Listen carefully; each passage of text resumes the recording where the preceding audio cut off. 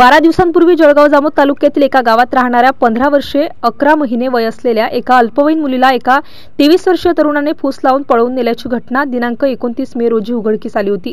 यावेळी अल्पवयीन मुलीला पळवून नेल्याप्रकरणी मुलीच्या आईच्या तक्रारीवरून आरोपी विरुद्ध जळगाव जामोद पोलीस स्टेशनला अपराध क्रमांक 303/2024 कलम 363 366 भारतीय दंड विधानानुसार गुन्हा नोंद करण्यात आला होता। पोलिसांनी तपास पथके रवाना करून पीडितेचा शोध घेतला असता तपासादरम्यान 8 जून रोजी पुणे येथून खामगाव येथे आलेल्या एका खासगी बसमधून आरोपी व अल्पवयीन मुलगी येत असल्याचे पोलिसांना गोपनीय माहिती मिळाली। सदर बसचा शोध घेऊन पोलिसांनी आरोपी सोहम भास्कर गोरे व अल्पवयीन मुलीस ताब्यात घेतले असून मुलीचे बयान नोंदवून आरोपी विरुद्ध अत्याचारासह 376(2)N 506 भारतीय दंडविधान तसेच पोस्को अंतर्गत 4, 6, 8, 12 कलमांची वाढ केली आहे।